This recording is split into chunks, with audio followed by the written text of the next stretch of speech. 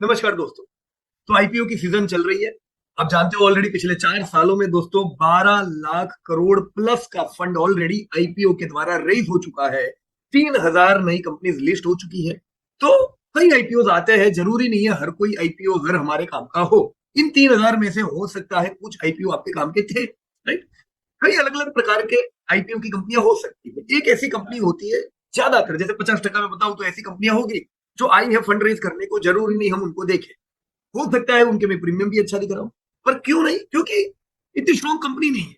वो इंडस्ट्री पे भरोसा है कि भाई ये इंडस्ट्री ग्रो करेगी, जिसके कारण उसको प्रीमियम मिल रहा है, राइट। पर रिस्क रहता है तो जरूरी नहीं आप उसको भरो। सेकंड, कुछ ऐसी कंपनीज होती है दोस्तों जो अच्छी होती, जो हम अप्लाई कर सकते हैं, जहां पे हमें कुछ पैसे मिल सकते हैं, राइट। पर वो कंपनियां भी जरूरी नहीं है कि हम उनको लॉन्ग टर्म के लिए रखें। क्यों? क्योंकि ऑलरेडी हो सकता है कि उसी सेक्टर में कोई एग्जिस्टिंग कंपनी आपके पास पोर्टफोलियो में है, तो भी दो दो कंपनी क्या करेंगे, राइट। सो जब कोई ऐसी कंपनी आती है आप आईपीओ भर सकते हो, फिर आप उसको बेच सकते हो, लॉन्ग टर्म के लिए नहीं रख सकते उसको, राइट। जैसे अभी recently for example Tata capital का जो आईपीओ आया था, इट वॉज गुड आईपीओ। पर जरूरी नहीं आप उसको लो, आपके पास ऑलरेडी बजाज फाइनेंस है, आपके पास ऑलरेडी और कोई लीडिंग कंपनी है, तो आप ना भी भरो तो it's all right, right. Similarly ऐसे कई आईपीओ आते हैं जहां पे आप उसे अवॉइड करते हो। एनएसडीएल बहुत अच्छा आईपीओ था, पर सीडीएसएल आपके पास थे, तो आप उसको लॉन्ग टर्म के लिए दो दो कंपनी नहीं रखने वाले थे, राइट। कुछ आईपीओ ऐसे होते हैं जो बढ़िया इसलिए हम कह सकते हैं क्योंकि वो ऐसे सेक्टर में से आते हैं जो सेक्टर को ग्रो करना है। वो सेक्टर में से लीडिंग कंपनी भी यही हो, सबसे अच्छी कंपनी भी यही, और उसका आईपीओ है, तो ऐसी कंपनियां मुश्किल से आपको साल में एक आध आती है। ये भरनी चाहिए, लॉन्ग टर्म के लिए रखनी चाहिए। अब चलो एक आईपीओ की बात आज हम करेंगे, क्योंकि अभी रिसेंटली हफ्ते तो कई आईपीओ है। अभी जो आईपीओ है, अभी जो आईपीओ की कंपनी की मैं बात कर रहा हूँ, ये किस जगह पे आएगी? नंबर 1 में, जिसको अवॉइड करना है। नंबर 2, भर सकते हैं फिर बेच देंगे। नंबर 3, लॉन्ग टर्म के लिए रखेंगे। चलो देखते हैं दोस्तों, राइट। सो एज यूजुअल दोस्तों, मैं आ गया बीएससी की वेबसाइट पे, जहां पे कई अलग अलग आईपीओ आए हुए हैं, right. Tenneco clean air, Fujiyama power, capillary, ये कुछ नए अभी रिसेंट के आईपीओ है, और लास्ट वीक कई आईपीओ आके भी गए, राइट। यहाँ पे मैं आज टेनेको क्लीन एयर इंडिया के आईपीओ की बात करूंगा। जैसे इसको मैं क्लिक करता हूँ अभी आगे, कुछ डिटेल हम इसकी यहीं पे देख लेते हैं कि भाई लिस्ट होने के बाद ये उनका सिंबल रहेगा, टीईएन एनआईडी। इशू की साइज कितनी है और प्राइस बैंड कितना है? 397 पे दोस्तों आप लोगों को भरना है, तो 400 रुपए के करीब का ये आईपीओ हुआ। 10 रुपए की फेस वैल्यू हुई और 37 का लॉट हुआ। आपका 15,000 के आसपास का एक इन्वेस्टमेंट इस आईपीओ में होता है। अब भरना चाहिए कि नहीं, वो जानने के लिए हम लोग यहाँ पे प्रोस्पेक्टस को क्लिक करेंगे, ओपन करके कुछ डिटेल देखेंगे। मैंने यहाँ पे प्रोस्पेक्टस डाउनलोड कर दिया है, अब हम इसमें कुछ डिटेल देखते हैं। इसके साथ मैं ये भी बता दूं दोस्तों कि हमने कल आपको पूरा इसका रिसर्च ऑलरेडी अपडेट करके दिया हुआ है, राइट। जो मैं अभी आपको समझा रहा हूँ, ये सारी चीजें इस ब्लॉग में भी आ गई, बट लेट मी एक्सप्लेन, ताकि आप लोगों को थोड़ा इजी रहे, राइट। तो मैं आईपीओ पेज पे आ गया। सबसे पहले एज यूजुअल दोस्तों हम किधर जाएंगे? मैं डाउन स्क्रॉल करके टेबल ऑफ कंटेंट पे जाना चाहूंगा, और मैं यहाँ पे समरी ऑफ ऑफर डॉक्यूमेंट देखूंगा। थोड़ा मैं इसको होल्ड जूम कर देता हूँ।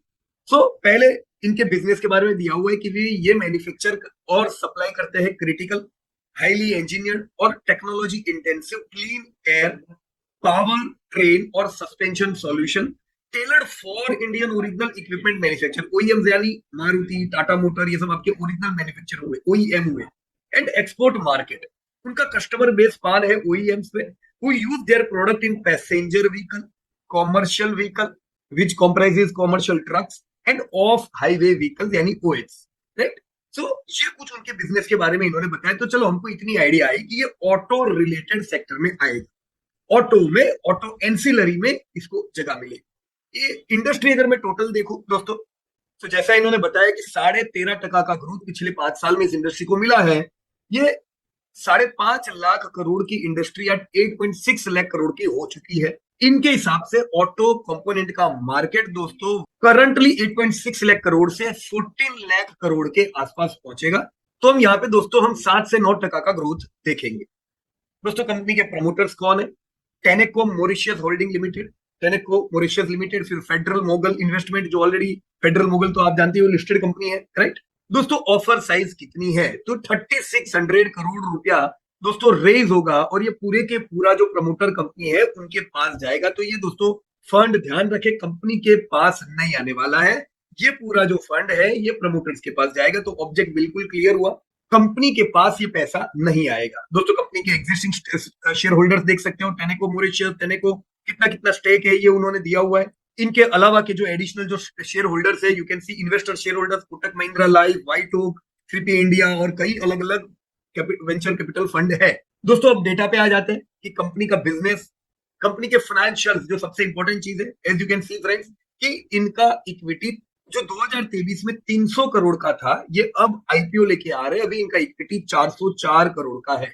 इस 404 करोड़ के इक्विटी से ये बिजनेस कर रहे हैं दोस्तों सालाना करीबन 4890 करोड़ का, यानी 5,000 करोड़ का इनका दोस्तों टर्नओवर है, और प्रॉफिट करते हैं 500 करोड़ के आसपास का।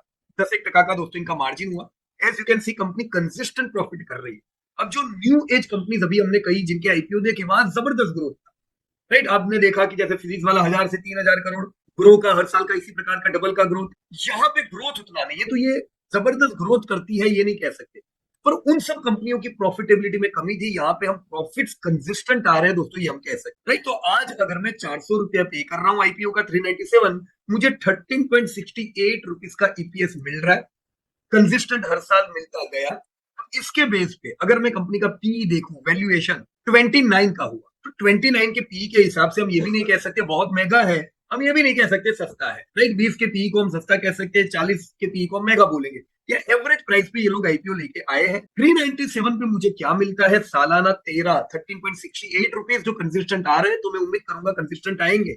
और एनएवी 31 रुपीज की, यानी बुक वैल्यू दोस्तों, तो बुक वैल्यू से ये 11-12 गुना ज्यादा कीमत पे हम लोग आईपीओ भर रहे हैं। तो कंपनी का हमने देखा 400 करोड़ का इक्विटी है, पर कंपनी का नेटवर्थ 1250 करोड़ का है। तो 400 करोड़ का इक्विटी 1250 करोड़ में कन्वर्ट कैसे हुआ होगा? जो प्रॉफिट्स ये लोग करते जा रहे हैं उन प्रॉफिट्स के कारण। और बोरोइंग खास करके देखो तो बिल्कुल नील है, यानी हम कह सकते हैं दिस इज अ डेब्ट फ्री कंपनी, राइट। तो फाइनेंशियल अच्छे लग रहे, कैश फ्लो कंसिस्टेंट है, प्रॉफिटेबिलिटी है, वैल्यूएशन बहुत हाई नहीं है। कमी क्या है? ग्रोथ यहाँ पिछले 2 साल का हमको नहीं दिख रहा है, लेकिन ऑटो एंसिलरी में दोस्तों ग्रोथ 7-8% का तो उम्मीद कर सकते हैं। दोस्तों पिछले 3 सालों में कंपनी के जो सेलिंग शेयर होल्डर है, इन्होंने किन कीमत पे लिए हैं, तो यू कैन सी उन्होंने खुद ने भी 289 रुपीज के आसपास पे शेयर खरीदे हैं। तो अभी हमने जैसा लेंसकार्ट में देखा कि भाई खुद ने 20 रुपए पे लिए हो और आप 400 रुपए में ले रहे हो, ऐसा नहीं है। यहाँ पे दोस्तों कंपनी ने भी 300 रुपए पे लिए और आप 400 रुपए पे ले रहे हो, तो ये 100 रुपीज पिछले 2-3 साल का बहुत ज्यादा नहीं है। तो अब मैं वापस टेबल ऑफ कंटेंट पे दोस्तों, ऑब्जेक्ट हमारा क्लियर हो गया। आप देख के क्या करेंगे, फंड कंपनी के पास नहीं आ रहा है। Basis of the offer price में अगर मैं जाऊं तो पहले इन्होंने क्वालिटेटिव फैक्टर दिए हुए, एक भी ये कौन है, ये मार्केट लीडिंग सप्लायर है, क्रिटिकल हाईली इंजीनियर्ड और technical intensive clean air power train और सस्पेंशन सॉल्यूशन लीडिंग और ग्लोबल ओईएम्स जो है उनके लिए के साथ में कई अलग अलग पॉइंट दिए हैं। Strategically diversified portfolio of proprietary product and solution where position to capture market and industry trend. तो मैं भी इस पे बहुत ज्यादा नहीं जा रहा हूं दोस्तों, हम सीधे जाते हैं क्वालिटेटिव के बाद दोस्तों क्वांटिटेटिव फैक्टर पे। हमने ईपीएस ऑलरेडी देख लिया, हमने पी जान लिया कि भी 29 के पी पे दे रहे हैं। रिटर्न ऑन नेटवर्थ दोस्तों स्ट्रॉन्ग है, यू कैन सी 47% का रिटर्न ऑन नेटवर्थ है, तो ये बड़ा अट्रैक्टिव, यानी कंपनी प्रॉफिटेबिलिटी अच्छा करती है। अब दोस्तों जब हम दूसरी लिस्टेड इंडस्ट्री पीयर से इसे कंपेयर करते हैं, तो लिस्टेड पीयर जैसे यहाँ पे कुछ 7-8 दी हुई है, पर असल में ऑटो एंसिलरी बहुत बड़ा सेक्टर है। यहाँ पे कई अलग अलग 100 के करीब लिस्टेड पीयर्स है, तो सब तो ये दे नहीं सकते, कुछ यहाँ पे दिए हुए और कुछ अच्छे भी है जो यहाँ पे नहीं भी है, ये भी ध्यान रखें। जैसे बॉश टेनेको के 5,000 करोड़ के टर्नओवर के सामने बॉश दोस्तों 18,000 करोड़ का टर्नओवर करती है, इज लीडिंग इन टर्नओवर। बाकी टिमकेन है 3200 crore turnover, SKF 5,000 crore turnover, ZF commercial almost 4,000 crore, Sharda motor 3,000 crore, Gabriel 4,000 crore, Sona BLW and उनो, यहाँ उनो 17,000 करोड़ और सोना 3546 करोड़ टर्नओवर। तो इसमें लीडिंग कंपनी हम देख सकते हैं, Uno Minda is a leading company, Bosch is also multinational company, ये भी लीड करते हैं। तो इनका टर्नओवर हो सकता है जो प्रोडक्ट में ये लोग डील कर रहे हैं उसकी वजह से इनका टर्नओवर बड़ा हाई है, तो इनका मार्केट भी बड़ा स्ट्रांग हो गया। इसके साथ दोस्तों मदरसन सुमी को भी ध्यान रखना चाहिए, जो सबसे लीडिंग कंपनी है इस सेक्टर में, ऑलमोस्ट दोस्तों लाख करोड़ के करीब का टर्नओवर। आप देख सकते हो कि ज्यादातर कंपनियां प्रॉफिट कर रही है, तो ये ऐसा सेक्टर नहीं है जो नया है जहां सब कंपनी लॉस कर रही है, या जहां पे टेनाको प्रॉफिट कर रहा है तो ऐसा बहुत बड़ी बात ऐसा नहीं है। Majority of the companies are making good profits. Return on net worth देखे तो दोस्तों सबसे स्ट्रॉन्ग टेनेको का है, तो टेनेको बढ़िया एकदम रिटर्न ऑन नेटवर्थ प्रोवाइड कर रहा है, ये आप देख सकते हो। साथ में इनके अगर मैं एसकेएफ देखूं, शारदा मोटर, इनके भी रिटर्न ऑन नेटवर्थ दोस्तों अच्छे हैं, राइट। पर इतने पैरामीटर से चलो हम थोड़ा पीयर ग्रुप देख सकते हैं। अभी पूरा 100% आपने क्लासिफाई नहीं किया कि कौन सी कंपनी अच्छी है, हमें ये देखना होगा कि इस इंडस्ट्री में कितना ग्रोथ उम्मीद करेंगे, कौन सी कंपनी से करेंगे, कौन सी कंपनी अच्छी है, ताकि हम प्रॉपर डिसीजन ले सके कि आने वाले 10-15 साल के लिए which is the best company. So ये देखने के लिए मैं वापस आ गया दोस्तों टेबल ऑफ कंटेंट में, और अब मैं जा रहा हूं यहाँ पे इंडस्ट्री ओवरव्यू में, जिससे मुझे पता चलेगा इंडस्ट्री में मैं ग्रोथ की कितनी उम्मीद करूं। सो फर्स्ट डेटा दोस्तों इकोनॉमी का, जो आप देख सकते हो दोस्तों कि जितनी भी मेजर इकोनॉमीज है उनमें 2022 से 30 तक का ये एस्टिमेट दिया है दोस्तों, भारत लीड करता है। We are growing even more and better than China. तो दोस्तों बिल्कुल क्लियर है, ये भारत का समय है, भारतीय कंपनियों को फायदा यहाँ पे इसका होना है। अगर मैं इन्फ्लेशन देखूं तो इन्फ्लेशन भी दोस्तों अब वो समय नहीं है भारत में जहां पे 10-10% इन्फ्लेशन रहता था। अब हम लोग इन्फ्लेशन में भी मेजर इकोनॉमी के साथ कंपेरेबल है दोस्तों। यहाँ जुलाई का इन्फ्लेशन का डेटा दिया हुआ है 1.5% जो जुलाई में इन्फ्लेशन था, दैट वाज ग्रेट। और अभी अक्टूबर में तो जो इन्फ्लेशन आया दोस्तों बिल्कुल 25 पैसा आया है। तो ग्रोथ सबसे बढ़िया, इन्फ्लेशन में भी हम बिल्कुल टक्कर दे रहे हैं। तो इंडिया का टाइम है, इंडियन कंपनीज को दोस्तों इसका फायदा होना है। ट्रेंड अगर हम देखें दोस्तों 19 से 24 में 4.5% का कांस्टेंट करेंसी का ये ग्रोथ बताया गया है। कांस्टेंट करेंसी है दोस्तों, ये करंट प्राइस पे नहीं है, पर पास्ट ईयर से आने वाला समय दोस्तों कांस्टेंट करेंसी के लिए ग्रोथ ज्यादा अच्छा है। 6.5 से 7.5% से इनफैक्ट भारत ग्रो करेगा। और अभी का जो दोस्तों बिल्कुल मेजर रिफॉर्म आया, जीएसटी के रिफॉर्म, ये बूस्ट करेंगे दोस्तों और इकोनॉमी को। यहाँ पे लाइन वाइज कई अलग अलग सेक्टर के जीएसटी के डेटा दिए हुए, पहले कितना था, अभी न्यू रेट में कितना हो जाएगा। Let me go directly to auto sector, क्योंकि आज हम ऑटो की बात कर रहे हैं दोस्तों। बसेस में 28 था, अब 18। Light commercial vehicle 28 to 18 and medium and heavy commercial 28 to 18। If I come to other segment, small cars, petrol, LNG, CN, LPG, CNG, दोस्तों यहाँ क्राइटेरिया है इंजन लेस देन और इक्वल टू 1200 सीसी, राइट। तो 28 plus 1% cess से सीधा 18%, भारी गिरावट। Small car, diesel, hybrid 1500 या इससे कम वाले में 28 प्लस 3 था, वो भी 18। लार्जर लग्जरी और एसयूवी जो गाड़ियां थी दोस्तों 1500 सीसी प्लस, उसमें पहले 28% प्लस कंपेंसेशन था, वहां पे 40% कर दिया है। तो इन सब सेगमेंट में दोस्तों बड़ा फायदा दिया है। दोस्तों रिसेंट जो बजटरी इंसेंटिव थे में भी पीएलआई स्कीम में दोस्तों ऑटोमोबाइल एंड ऑटो कंपोनेंट को 28 करोड़ की लाभ दिए थे। तो यस, कई ऑटो एंसिलरी की कंपनियां हैं जो इसका भी फायदा उठा रही है। दोस्तों सबसे बड़ा जो मेगा ट्रेंड इंडिया में जो अभी है वो है इनकम का बढ़ना। ये डेटा क्लियर है दोस्तों कि जब हमारी पॉपुलेशन 2015-16 में 133 करोड़ थी, वो समय का पिरामिड क्या दिखता है कि पैसे वाले लोग कम और गरीब लोगों की संख्या सबसे ज्यादा थी। दोस्तों अब जैसे जैसे हम आगे बढ़ रहे हैं, 2030 जब हमारी जनसंख्या 153 करोड़ 153 करोड़ हो गई है, अब भारत मिडिल क्लास का दोस्तों कंट्री बनता जा रहा है। बहुत कम कमाने वालों की संख्या कम होके कमाने वालों की संख्या दोस्तों बढ़ती जा रही है, जिसकी सीधी इंपैक्ट ऐसे सेक्टर पे पड़ती है जहां पे डिस्क्रेशनरी स्पेंडिंग होता है। सो यस, पैसेंजर व्हीकल पे भी इफेक्ट इसकी पड़ सकती है आने वाले टाइम में। जैसे ये पास्ट बताया है कि पिछले 5 सालों में पैसेंजर व्हीकल की बिक्री 9.5% से बढ़ी है। जो 2020 में 28 लाख गाड़ियां साल की बिकती थी पैसेंजर व्हीकल, वो पिछले साल 43 लाख पहुंची। अब यहाँ पे सबसे बड़ा चेंज ये हुआ इनकम बढ़ने की वजह से दोस्तों कि जो 2019 में एसयूवी 28% बिकती थी, अब दोस्तों भारत में 50% मार्केट एसयूवी का है, यानी आधी गाड़ियां दोस्तों बड़ी बिकने लगी है, right. You can see the segment wise trend. ये 2020 का डेटा है, जब 47% गाड़ियां स्मॉल हुआ करती थी।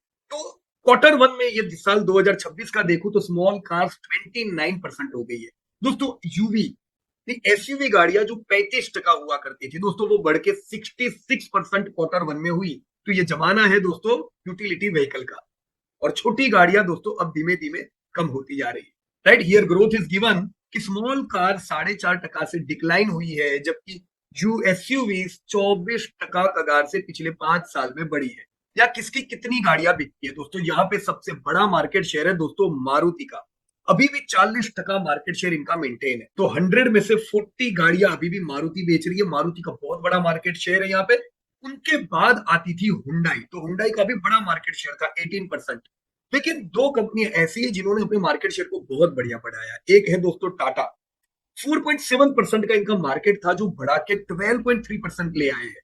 तो बहुत अच्छा ग्रोथ टाटा मोटर कर रहा है, उनकी गाड़ियां बिक रही है। और उससे भी बड़ा अगर कोई आगे बढ़ा है वो है दोस्तों महिंद्रा एंड महिंद्रा, जिनका मार्केट 2020 में 6.5 था, आज दोस्तों 15% का मार्केट शेयर क्वार्टर 1 में रखते हैं।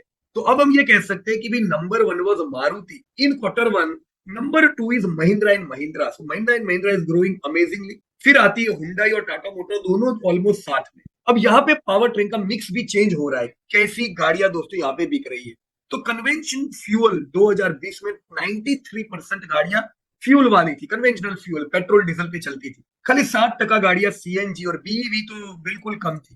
दोस्तों 2026 आज क्वार्टर वन में मैं देखूं तो फ्यूल की गाड़ियां, कन्वेंशनल फ्यूल की गाड़ियां 93 से घट के 73 हो गई, यानी 20% मार्केट कम हो गया है। तो ये खा कौन गया? ये मार्केट बड़ा है दोस्तों। एक तो सीएनजी का 7% से 20% पहुंच चुकी है, जबरदस्त तगड़ा ग्रोथ सीएनजी की गाड़ियों ने किया है।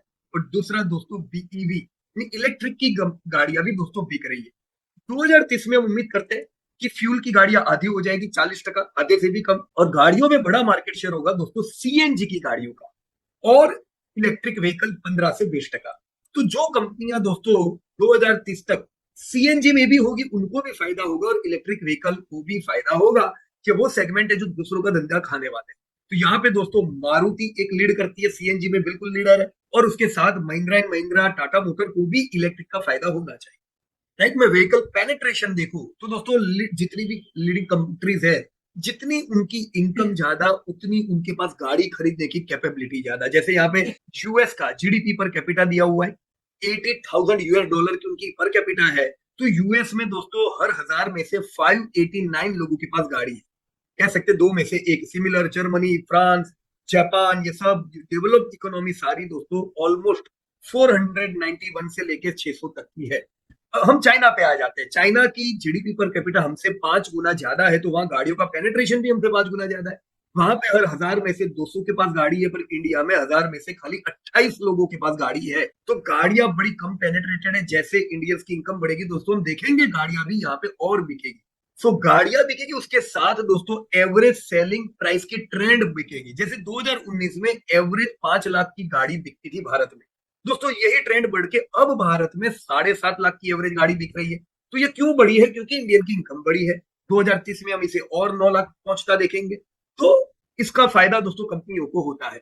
या ईवी पेनिट्रेशन का डेटा दिया हुआ है, 2025 में 2.6% पेनिट्रेटेड है। हम 2026 में 4-5% पेनिट्रेट हो जाएंगे। तो 4-5% भी पेनिट्रेशन हाँ, लेकिन काफी कम है। 100 में से 4 या 5 गाड़ी आपको इलेक्ट्रिक की 2026 यानी ये साल में दिखनी चाहिए।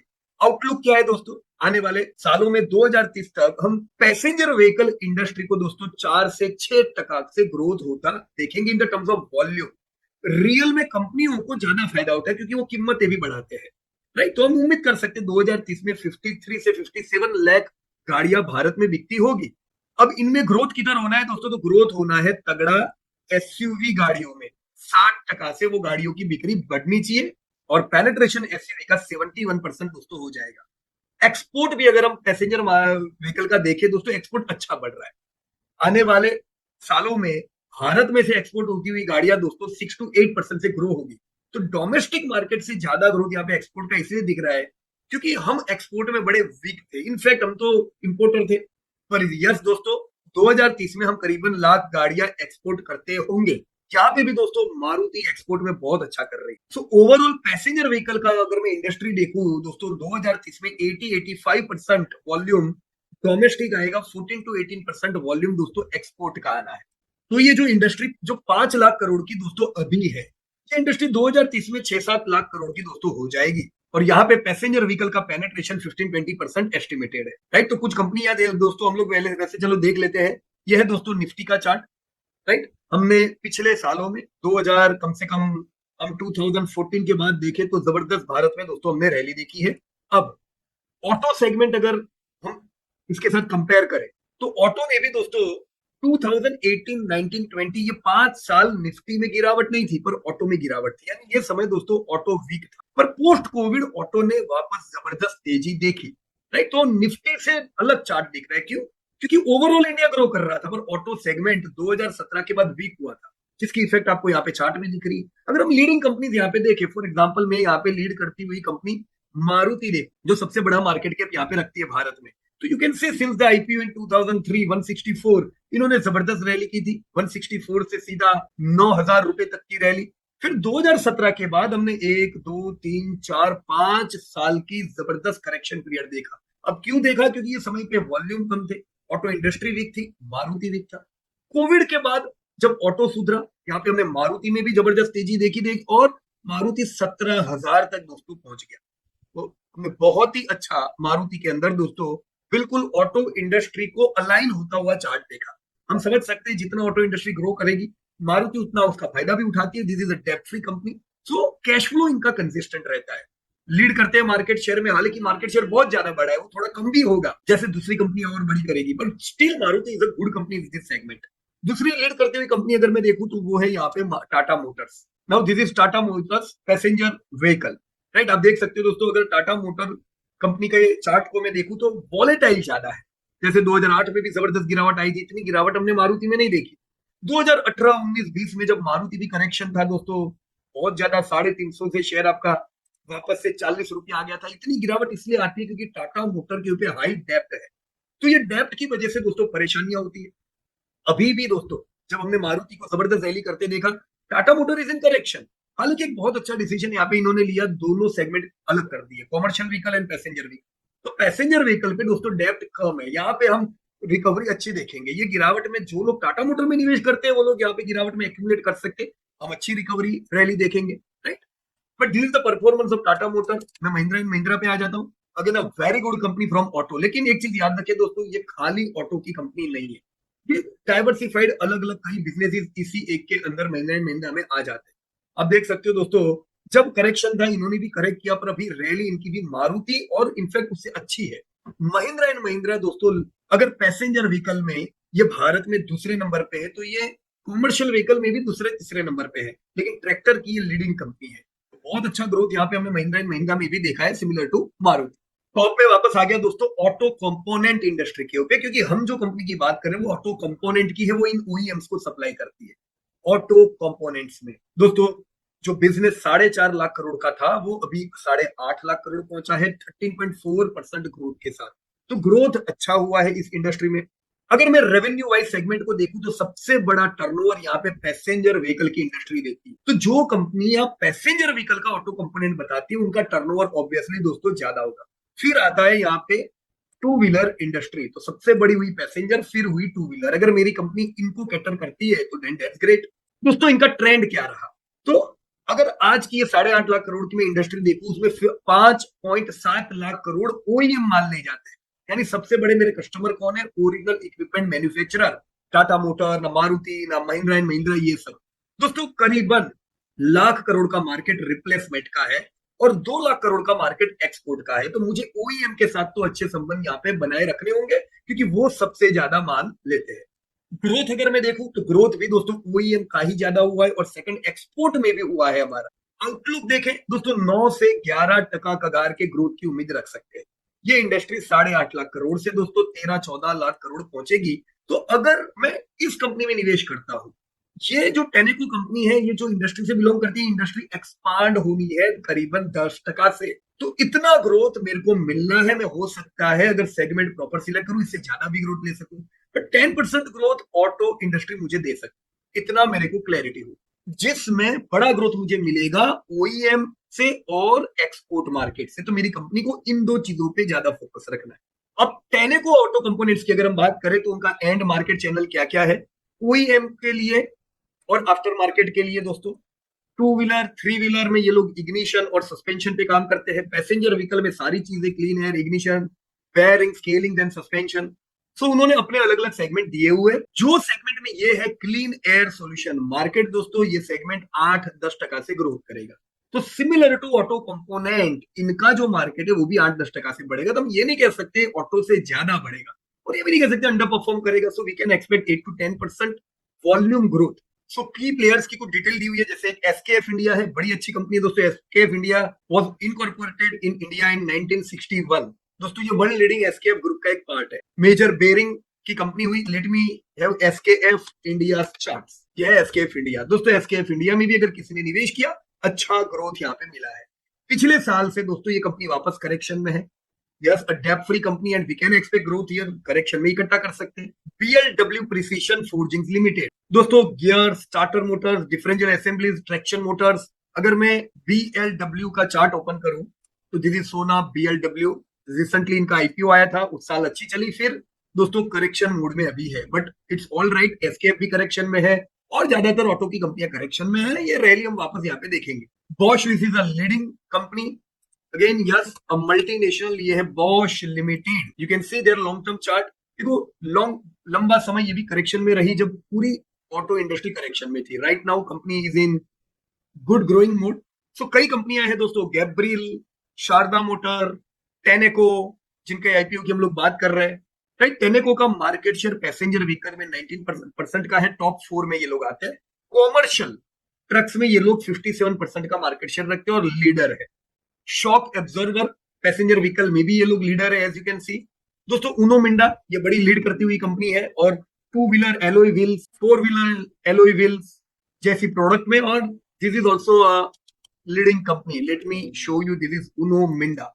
जबरदस्त रैली ये लोग भी कर रहे हैं। राइट, तो सेक्टर अच्छा है दोस्तों। Yes we can invest some company, some fund here. This is Motherson. Motherson तुमी जो लीड करती हुई कंपनी है, संवर्धा मदरसन। राइट, लंबे समय करेक्शन में थी, रैली की, वापस से करेक्शन में है। इन सब कंपनीज का दोस्तों क्वार्टर वन का यहाँ पे आपको टर्नओवर दिया हुआ है। यू कैन सी लीड जो कंपनी करती है दोस्तों रेवेन्यू में, वो है दोस्तों बॉश और उनो मिंडा। अब जब ये सेक्टर दोस्तों ऐसा है जो पुराना है, जहां पे कंपनी ऑलरेडी बड़ी हो चुकी है, तो हम इनके ईबीआईटीडी मार्जिन भी देखेंगे। ऑलमोस्ट सबके अच्छे मार्जिन है। सबसे अच्छे में देखूं तो यहाँ पे सोना बीएलडब्ल्यू और टिमकेन, जेडएफ कॉमर्शियल, इन सबके कुछ लीडिंग है। गैब्रियल के इनमें सबसे कम मार्जिन है। डेब्ट to equity ratio, most of the companies are लो डेब्ट कंपनीज। राइट फ्रेंड्स, तो मैं क्या कर सकता हूं? पहला तो मेरा निवेश दोस्तों ओईएम में होना चाहिए। तो मारुति हुई, महिंद्रा एंड महिंद्रा हुई, कोई कंपनी में अगर हमने इन्वेस्ट किया है, टू व्हीलर में बजाज ऑटो हुई, अगर हमने वहां पे निवेश किया है, फिर नेक्स्ट स्टेप बड़ा इन्वेस्टमेंट ओईएम में। फिर कुछ और इन्वेस्ट हम लोग ऑटो टायर में किया, बैटरी की कंपनी में किया, और ओईएम की कोई कंपनी में कर सकते हैं। राइट, ग्रोथ कितना उम्मीद करेंगे दोस्तों? 10% जितने ग्रोथ की हम उम्मीद करेंगे। अब जैसे ये जो कंपनी है, ये कंसिस्टेंट प्रॉफिट तो देगी हमें। Right, so yes we can invest it for long term. So this was all about friends your Tenneco company.